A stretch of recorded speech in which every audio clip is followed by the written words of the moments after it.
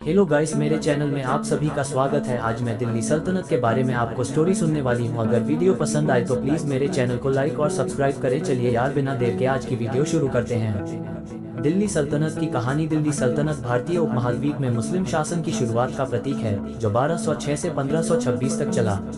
ये समय 5 प्रमुख वंशों के शासन का युग था: गुलाम वंश, खिलजी वंश, तुगलक वंश, सैयद वंश और लोदी वंश।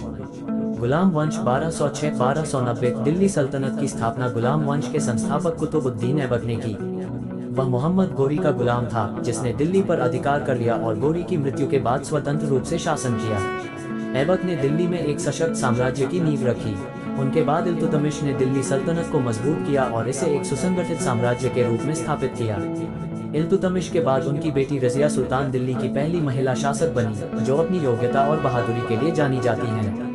खिलजी वंश 1290-1320। गुलाम वंश के पतन के बाद जलालुद्दीन खिलजी ने 1290 में खिलजी वंश की स्थापना की। इस वंश का सबसे प्रमुख शासक अलाउद्दीन खिलजी था, जो एक कुशल योद्धा और सामरिक नीति निर्माता था। उसने मंगोल आक्रमणों को रोका और दक्षिण भारत तक अपना साम्राज्य फैलाया। अलाउद्दीन के शासनकाल में अर्थव्यवस्था और सेना को भी मजबूत किया गया। उसकी प्रशासनिक और सैन्य सुधारों ने दिल्ली सल्तनत को एक नया रूप दिया।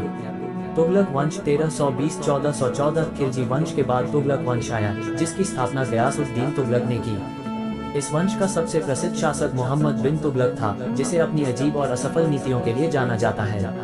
उसने राजधानी को दिल्ली से दौलताबाद स्थानांतरित किया और नई मुद्रा प्रणाली लागू की, लेकिन दोनों ही फैसले विफल रहे। फिर भी मोहम्मद बिन तुगलक ने साम्राज्य को नए क्षेत्रों में फैलाने की कोशिश की। सैयद वंश 1414-1451। तुगलक वंश के बाद सैयद वंश आया, जिसकी स्थापना खिज्र खान ने की थी। ये वंश तुगलकों के कमजोर शासन के बाद सत्ता में आया। सैयद वंश की स्थिति कमजोर थी और इस दौरान दिल्ली सल्तनत में कई छोटे छोटे राज्य स्वतंत्र हो गए। सैयद वंश का शासन अल्पकालिक रहा और इसमें कोई बड़ा सुधार या विस्तार नहीं हुआ।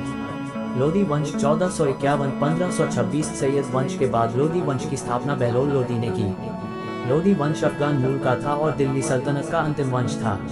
इस वंश के शासक सिकंदर लोदी ने अपने शासनकाल में दिल्ली को एक सांस्कृतिक और व्यापारिक केंद्र के रूप में स्थापित किया।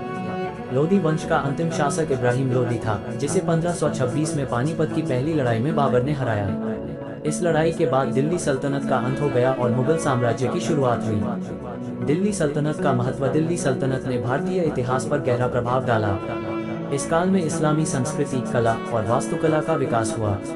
कुतुब मीनार, अलाई दरवाजा और तुगलकाबाद किला जैसे स्थापत्य नमूने इसी काल के हैं। इसके साथ ही सल्तनत काल ने भारत में फौजी और प्रशासनिक ढांचे को भी मजबूत किया, जिससे मुगलों के लिए एक सशक्त शासन की नींव पड़ी।